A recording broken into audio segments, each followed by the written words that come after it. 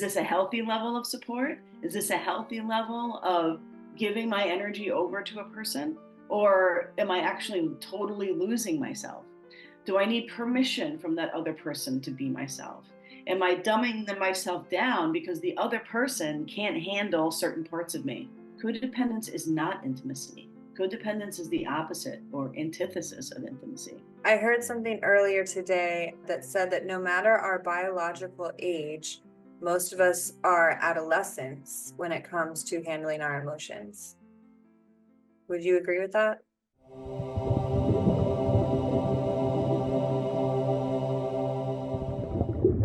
Welcome, Cheryl Fidelman, the Conscious Codependence Coach. Cheryl, what exactly is codependency and how does it manifest in our lives and our relationships? Hi, thank you for having me. And my simple definition of codependence is when we are more focused on somebody else's reality than our own.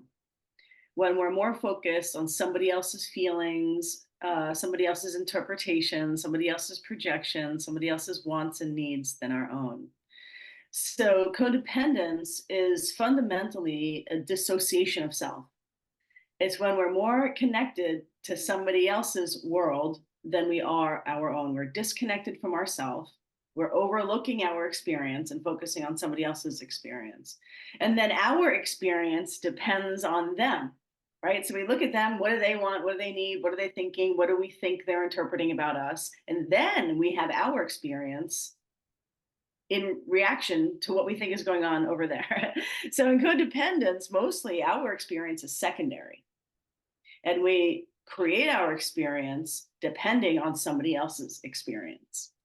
And so, what I do in my work is I help people get reconnected and realigned and in relationship with themselves. So, their own experience is the first experience that they experience, and that we take our energy and our mind, our focus outside of other people's brain. Like we get out of other people's brains and we generate our own experience. And with that comes inner peace, with that comes really being able to move through life with a sense of safety, a consistent sense of safety, right? So our safety doesn't depend on what's happening with other people. And we also get to be in our current stage of life because codependence is regressive. So when we are focused on another person first, we're usually in a regressive state because when we were kids, we, for most of us, had to focus on our parents. We had to figure out what they wanted and what they needed so then we can fit into their reality. And so, but as adults, when we're still fitting into other people's realities, we're in a regressive version of ourselves. So as we move through the conscious codependence process, we get to be at our current age and our current state. Our emotional intelligence matches our current age. It doesn't mean that we don't have fun and play anymore like children, because a lot of my work is actually focused on bringing back our purity and our innocence, most of which goes away when we dissociate from ourselves. So we bring back our current age, emotional intelligence, our wisdom, our peace, our innocence, our fun, and our and play and joy. So, what was the second question? Did I answer that? The second question was about relationships, I think. Yes, how does it manifest in our lives and relationships? And I have something to add on as I'm listening to you talk. Okay.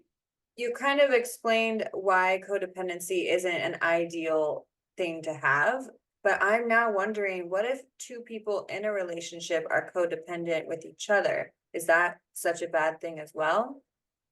Well, that's up to the individual.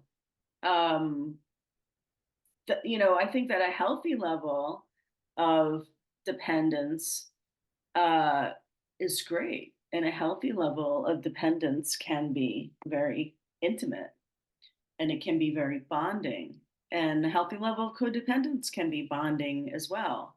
But it's up to the individual to feel out or suss out when and if that codependence is going into the red zone for them.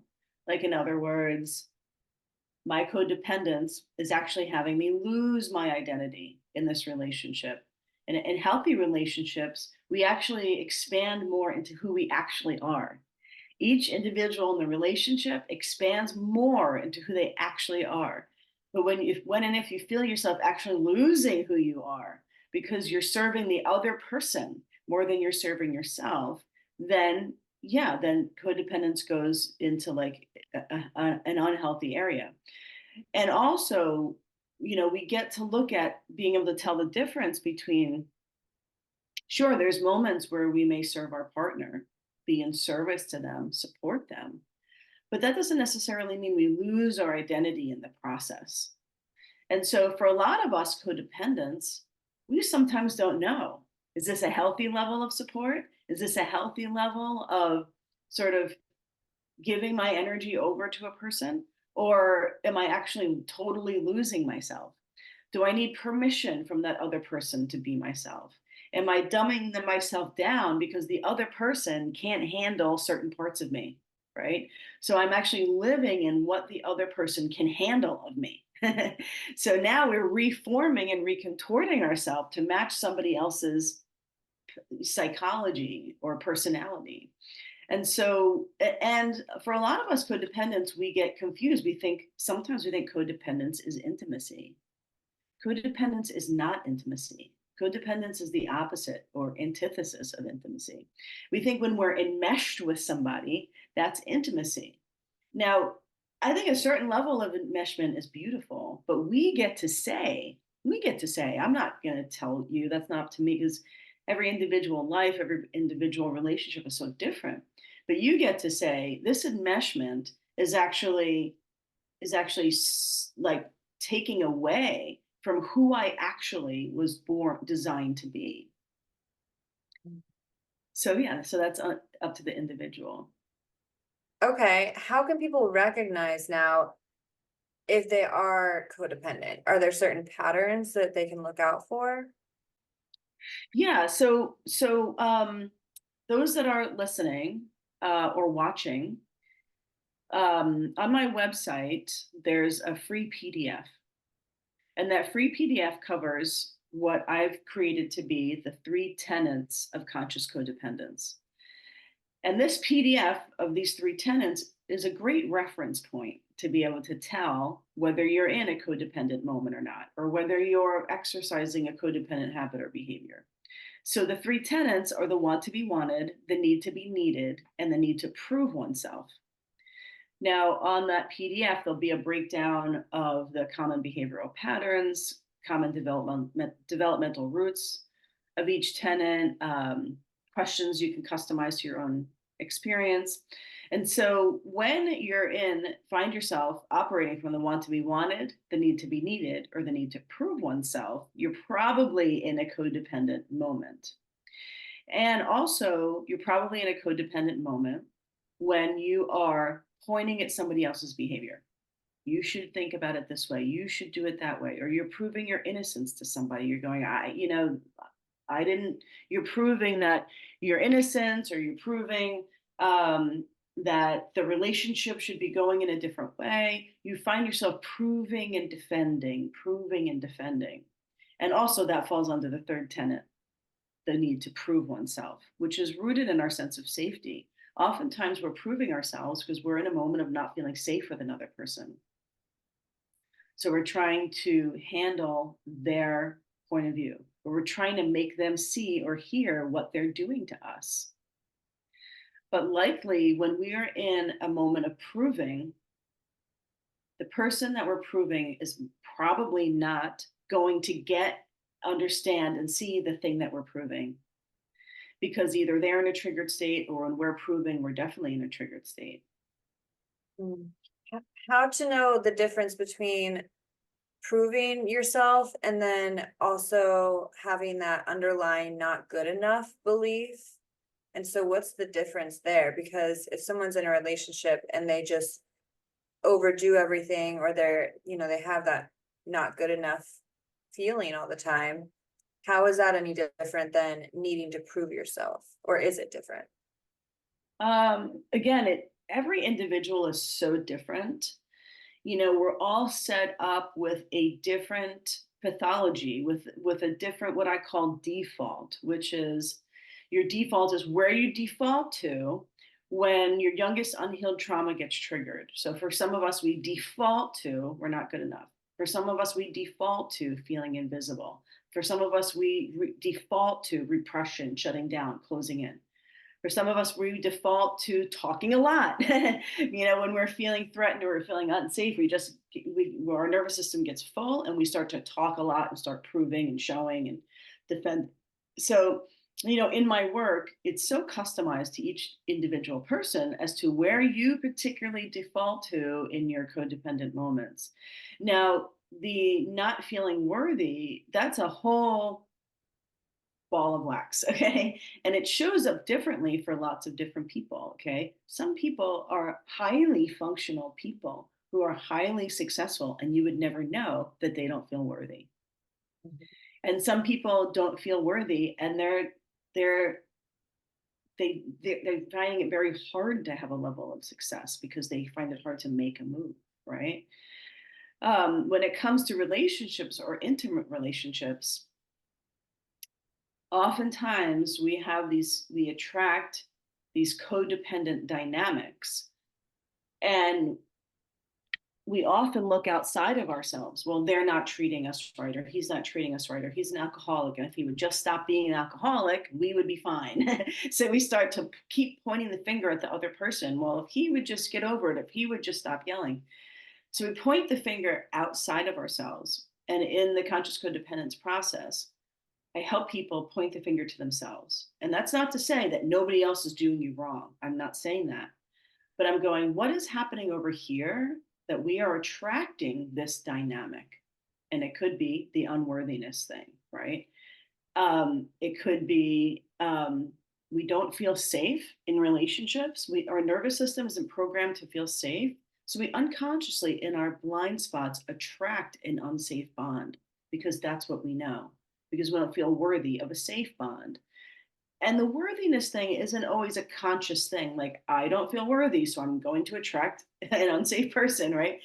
It's so unconscious. It's so in our somatics and in our nervous system that the patterning from our childhood, we unconsciously attract it. And so in my work and the conscious codependence process, we unveil that unconscious patterning that's running the show. And so there's a lot of somatic work, a lot of nervous system healing that happens in the process.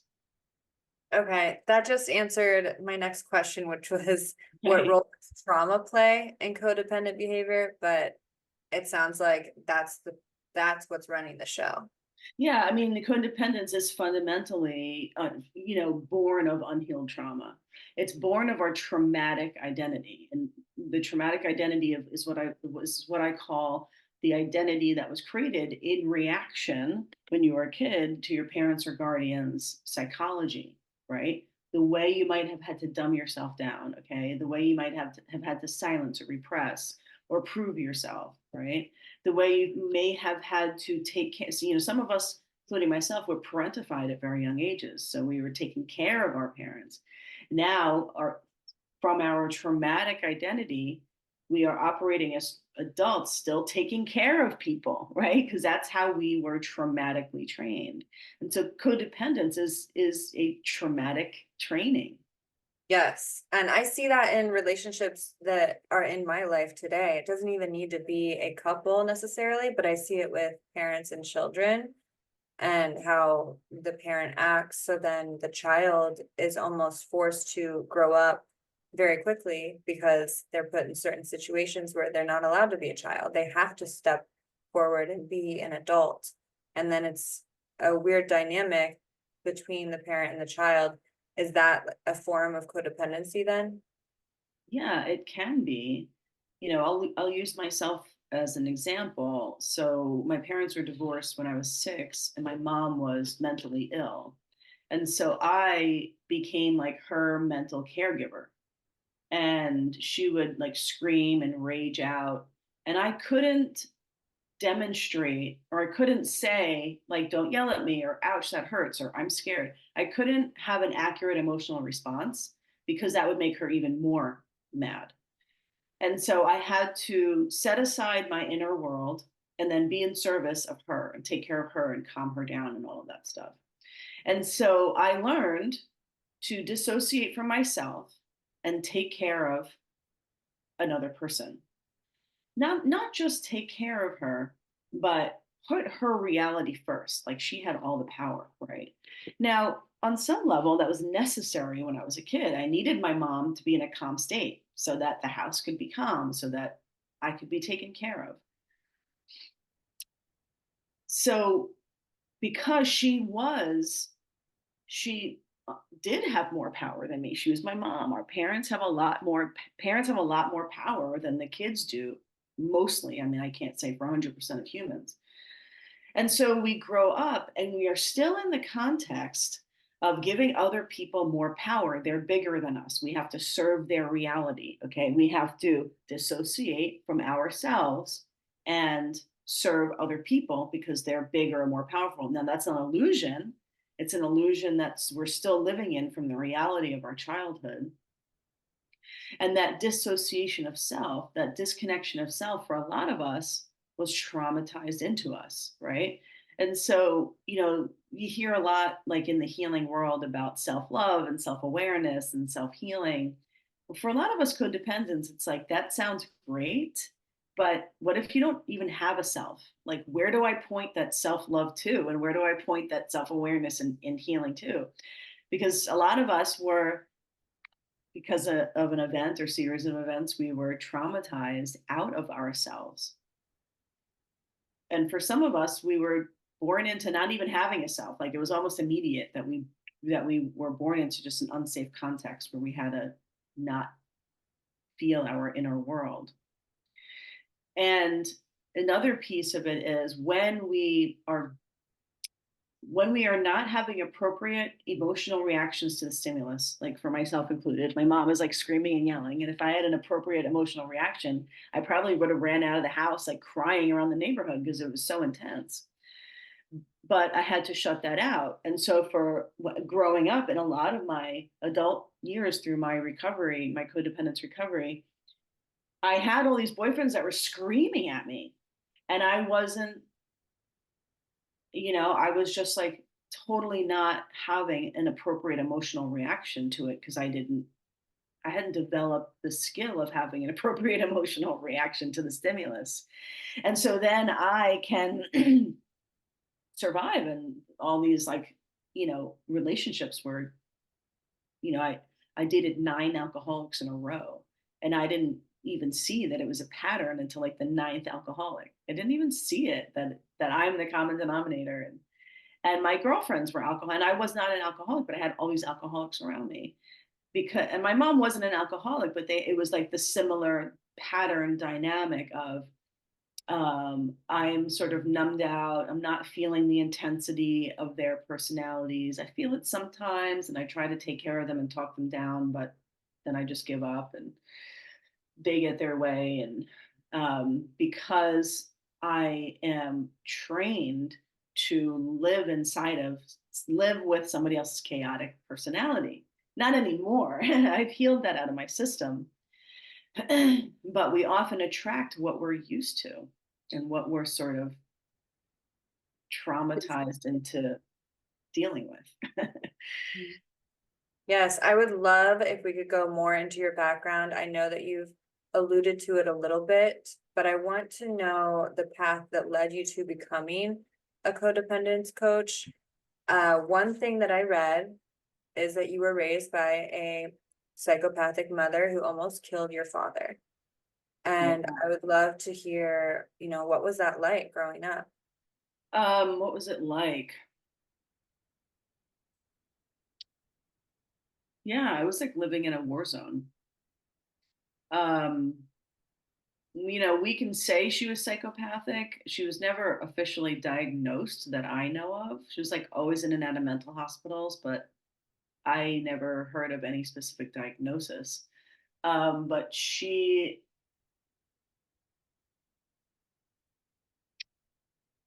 how can I say what it was like? Um, it was humiliating. It was embarrassing. um, like we had the house where like the trees and everything was like overgrown, and we lived in like a nice neighborhood, but it was really apparent that there was like weird things going on in my house, and our neighbors can hear like the screaming and the yelling and stuff like that. So I felt very marginalized. I felt very embarrassed of myself and my household, and I felt very different. Like different in some like diminishing like bad way. And um like I never knew when my mom was gonna spin out, and it could be 24, 48, 72 hours of just like spinning out and tearing stuff apart. Um so yeah, I just felt very repressed. I felt very scared. um but I became very good at reading my mom and knowing like the little things that might set her off, knowing how to talk her down. Like I just got really, really, really skilled at it. But what that created in me, and one of the things that I healed over I started my codependence recovery when I was 14.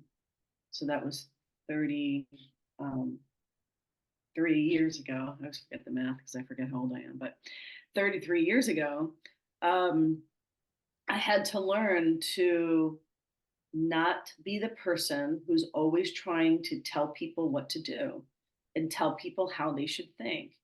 And because that's what I did with my mom. And it worked with my mom, but it didn't work as a person out there in the world, just like, thinking I'm right about what everybody should think, and the people I was dating and how they should change and what they should work on. And so I became very righteous. And there's 52 distinctions of my work, the conscious codependence process that I bring people through. One of them is what I call codependent righteousness, because for a lot of us codependents, we get very right about what's going on in somebody else's world and what they're thinking and what we think they're thinking of us and how they should change and think a different way. And we get very, very right about that. We also get right about what we're anticipating they're going to do. Well, if I say this, then they're definitely going to do that and that and that. And so I can't say this thing because I know what's going to happen, right? And so we talk ourselves out of having a voice from this future tripping of thinking we know what's going to happen, and the anticipation. And so, you know, yeah. So that's what it was like with my mom. I have to be honest, a lot of what you're saying, they're thoughts that come into my own head. So I'm wondering, am I codependent? How would if I'm not can someone be codependent if they're not in a relationship, in an intimate relationship? Oh yeah. Oh, absolutely. Who would Um, they be codependent with or to? Or doesn't there need to be another person? well, that's a good question. So, I think it's most obvious with another person, but it doesn't necessarily have to be an intimate partner. It could be your boss.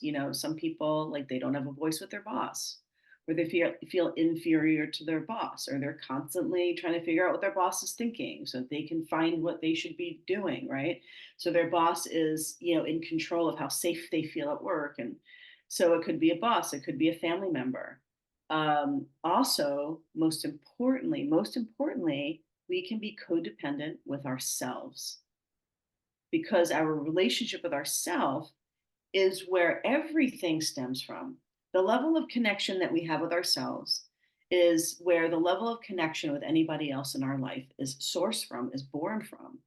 And so you may have a voice in your head, which I call the inner punisher, that's telling us you should think this way and you should do it this way and you didn't do it right and this person wants this from you, right? And so we have this voice in our head, and that we can be codependent to the own voice in our head, constantly proving it right. Like, oh yeah, you're right, I didn't do that right. Oh yeah, you're right, I'm not worthy. Oh yeah, you're right, I just, I should get over this thing, right?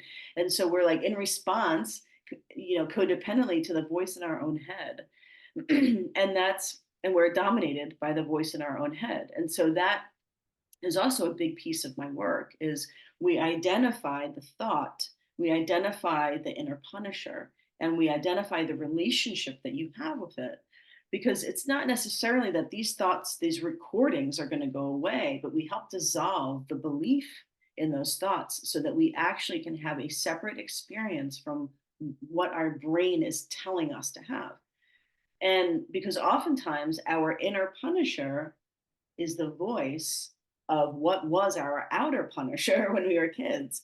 So the voice of the person who was your ruler when you were a kid now becomes the voice in your own brain directing your own life in a codependent way or in a scared way or in a diminished way. And so when we free ourselves from the recording in our mind, that inner punisher, then we actually are living our life in connection with our intuition rather than our inner punisher, where some people call it the inner critic, but I call it in my work the inner punisher because for a lot of us codependents, it's a very punishing voice. So when we free ourselves from that, from the codependent relationship of our inner punisher, we're now living from and hearing the voice of our intuition, the voice of spirit for those of us who have some spiritual connection, voice of our heart. Okay, we're actually getting to know ourselves free from our trauma and our codependence. Then we get to bring that person into relationship. Okay, so before we get to that point, we are basically going through our lives, and the person who raised us, maybe a parent, a guardian, whoever it was, the punisher, I think is what you're referring to it as, their voice is on repeat in our mind whenever we're making decisions, whenever we're moving through life. And so we're basically creating a life that they would approve of instead of ourselves, instead of our higher self and what we actually want, because we're trying to please this person that was in our life as we were growing up and we were little. Does that? So it depends on the person, and I'm strictly speaking. My demographic is high functioning people who identify as codependent or have some codependent habits or behaviors. So I'm not speaking to all people, but we're either still trying. I mean, it's a good way to put it. We're either still trying to please that parent or guardian, um, or we are still in reaction to what they have said to us when we were kids. So we're either trying to please them or we're simply in a younger version of ourselves, in a lower version of ourselves, validating those things that they used to say to us that are now in our mind. And it's no longer their voice, it's our voice. And that's a huge part of the conscious codependence process is we I train people to not be in reaction to other people, but to be in reaction to yourself. I train people to not be in connection with other people, but to be in connection with yourself. Okay. Then the connection with other people happens. It's secondary. Okay. I'm not saying I train people to not be in communication with other people, but the connection with self is the first and primary and most important connection. I heard something earlier today that said that no matter our biological age, most of us are adolescents when it comes to handling our emotions. Would you agree with that? Yeah, I would agree with that. And does that trace back to trauma from when we were younger? Yeah, it traces back to trauma. Um, I think it traces back to many things. And again, each individual is so unique. But, and this isn't my unique thought. I mean, a lot of people say this. We're not taught emotional intelligence in school. We're not taught how to be human in school. Maybe some people, I mean, I shouldn't say that as a blanket statement because there are a lot of social emotional learning programs in schools and that's growing, okay? But a lot of us were not taught how to manage our emotions in school. We were not taught how to, okay, something happens to you that feels abusive or traumatic or doesn't feel good, then what do you do with those feelings, okay? And so we're we're sort of frozen at our most traumatic moment. For a lot of us, our development is frozen there, okay? Because we developed, a trauma. Trauma is when your nervous system makes a decision to keep you safe. So it doesn't have to be some huge traumatic, obvious event, which is like overt trauma. It can be. But for a lot of us, it's covert. It's like little things that happen over time. Your parents just didn't validate you, or they didn't notice you, or they didn't notice your inner world, or they didn't listen to you a little bit over time. And you start to form yourself into somebody who doesn't see yourself because your parents didn't see you. You didn't live in a mirror, okay? Or you lived in a broken mirror where your reality was actually distorted, where they actually not only didn't reflect you, but they didn't reflect you accurately. And so for a lot of us, we create unconsciously created coping mechanisms, so many coping mechanisms to deal with that stuff that we are stuck there, right? We did learn coping mechanisms, but unhealthy ones. And so if we don't learn coping mechanisms to undo the traumatic reactions, then we're now stuck in that stage of development. Especially for a lot of us, high school or college is like our most social time.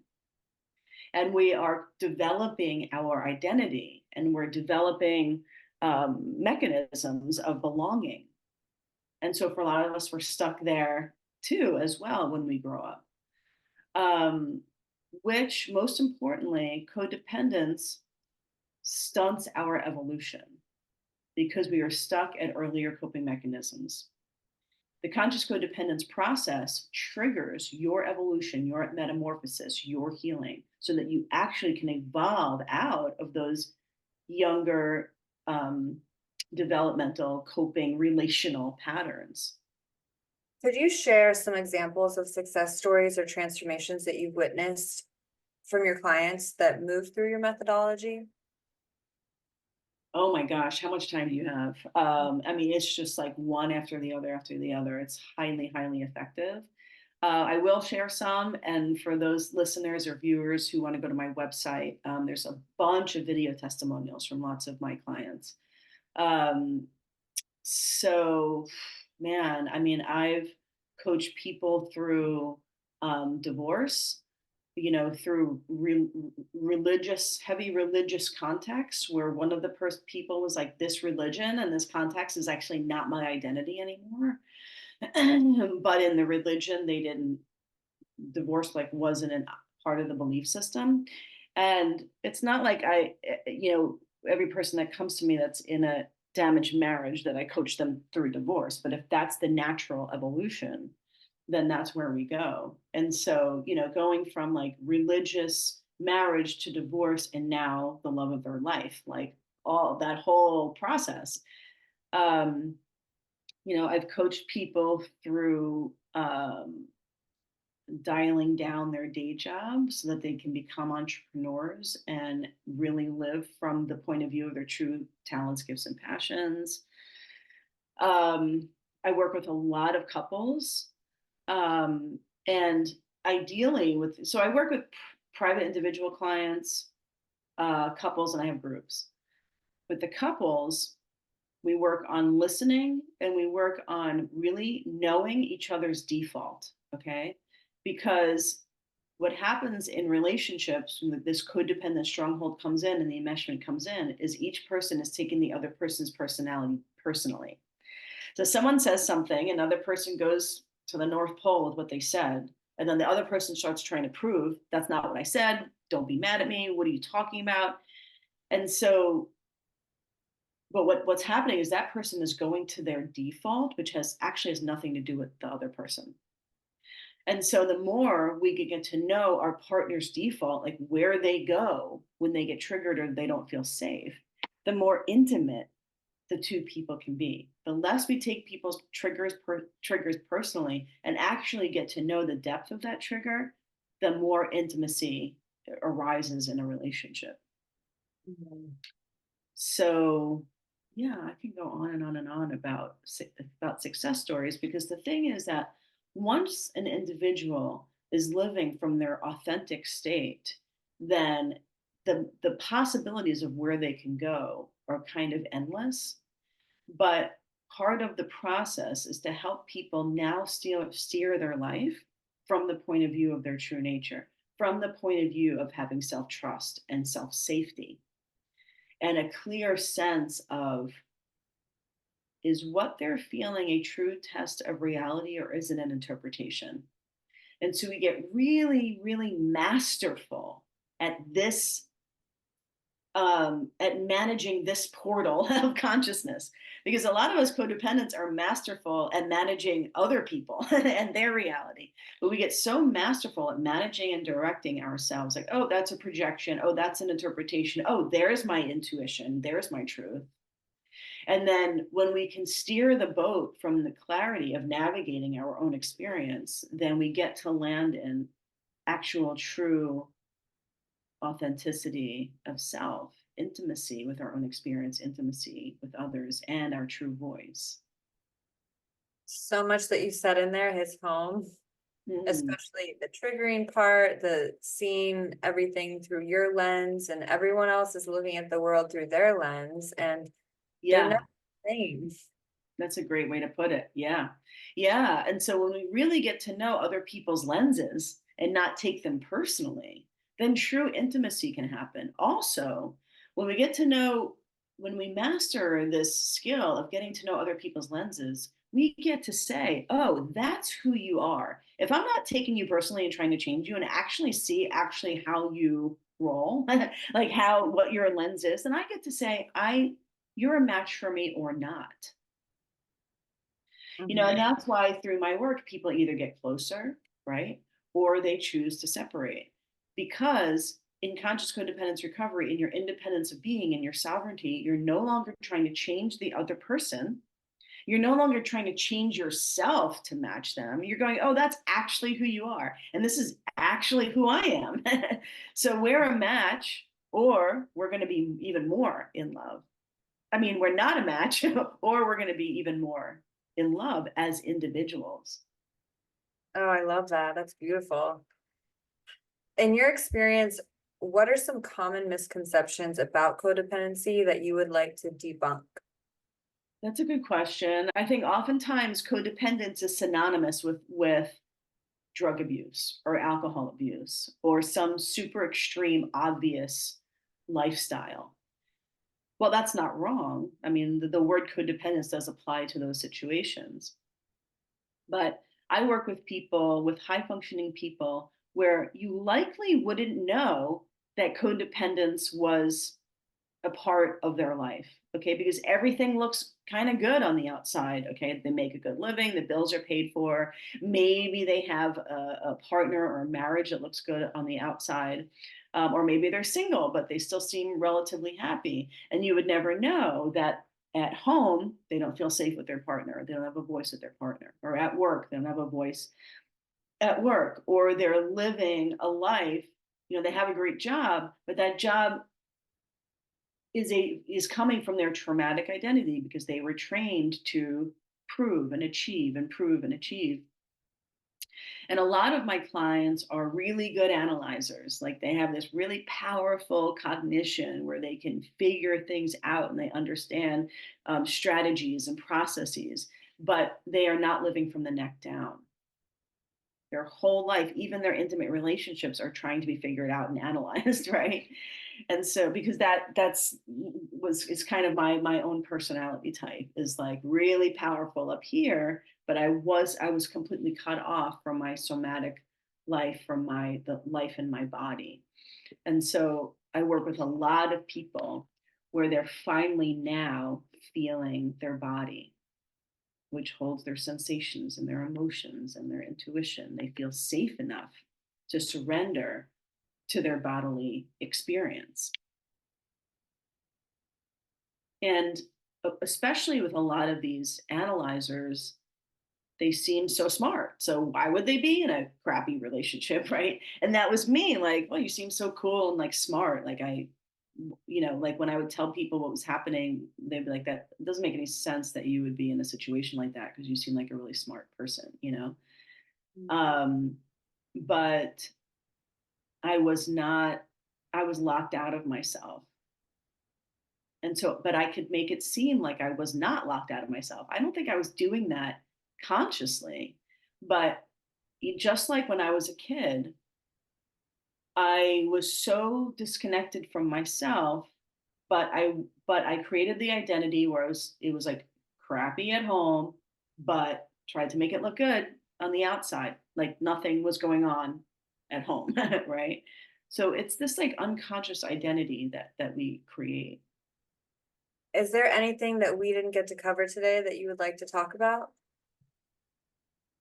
I really want to drive home that mastering yourself is the most important, possibly the most important thing that you can do in your life.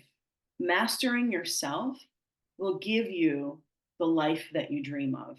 Okay. And I don't mean you may have fantasies of millions of dollars and beautiful homes. And while, yes, that is possible for some people, but inner peace is where all of that stuff is stemmed from. And sometimes when we get to a place of consistent inner peace, sometimes the fantasy dissolves because all there is to get to is yourself, is consistent inner peace. And for a lot of us codependents, we go, well, if my mom would just see me in a certain way, or if she would just stop nagging me, or if my partner would be different, then I would have inner peace. And so I just want to drive home that our inner peace comes from learning ourselves. It comes from being fully aligned with ourselves. And from that place, then you can create the relationships that you want and the money that you want. But oftentimes, when we get to a place of inner peace, yeah, the fantasies just dissolve. And there actually isn't a whole lot to achieve from there. I mean, unless you really super want to, that's fine. Isn't it funny how that works? We're chasing a feeling, but we have to, once we have the feeling, we don't want the physical objects that we thought we wanted. Yeah, yeah, that is true. And, a lot of codependence is fantasy, right? If my husband were to just be this certain way, right? Or, I'm not made, I'm actually set up to not make $100,000 a year. I should make $100 million a year because that's actually who I am. So we have like a lot of illusion as to who we are. We have a lot of illusion as to who other people are. We have a lot of illusion as to who other people should be for us. Mhm. We have a lot of illusion about who we should be for other people. So the conscious codependence process diffuses a lot of illusion, a lot of illusion. I don't know whether I am codependent or not, but I do know that I am interested in this process and learning what the more about the pillars. Yeah, either one fully identifies as codependent, which I do identify as codependent, and some people are just like, I don't know if I fully identify as codependent, but I know I have some codependent habits and behaviors to work on, right? So it could be just like in speckles of your life that you want to improve. For some people, like myself, it was like all over my life. Like I wanted the mailman to like me, it's just like fully codependent. And some of my clients are like that, and some are like, just in a couple of different areas that they want to improve on. I have one final question for you, which is what is your number one health tip? Whether it's mindset, diet, and nutrition, physical, emotional, just the one piece of advice that you would like everyone to know. Get in relationship with yourself, Period. period. Yeah. I like it. Where can listeners go to work with you to learn more about what you do? Mhm. So www.cherylfidelman.com. You can put your email address in. You'll be on my email list. I don't hit my email list a lot, like maybe once a week. You'll get videos, free content. The Conscious Codependence community meets once a month in our free and monthly class. You'll get discounts to my programs. So you put your email address in, you get the free PDF of the 3 tenets: the want to be wanted, the need to be needed, and the need to prove oneself. And then from there, if you want to book a free conscious codependence consultation with me, if you want to learn more about my work and see about working with me, you'll have the opportunity to work with me in that session. But whether or not people sign up with me, I want to make sure that consultation makes a difference for them. There's also the when you get the PDF, you can also get the 3 videos. There's like an upgrade where you can get 3 videos that go with the PDF. So the first step would be to go to my website and get your PDF of the 3 tenets. That will also be in the show notes, so you can find all of it there. And I just want to applaud you for everything that you've gone through and how you've healed from it, and now you're helping others. I just love connecting with souls like yours, and it just means a lot getting to hear your story and to be a vessel and helping you get the word out and help more people. So thank you so much for coming on. Oh, thank you so much for having me. One thing I forgot to mention is there's the Conscious Codependent Self Freedom Starter Kit, which is also on my website. So if there's anybody out there who doesn't want to, take the flagship program and you want to get a taste of the work, I think it's right now it's like 197, and it's a little self-paced program with 10 videos in there. Okay, So, amazing. yeah. We can also link that in the show notes as well. Okay, great, great. Thank you. Thanks for having me, and thanks for listening, everybody. Absolutely. Thank you, Cheryl.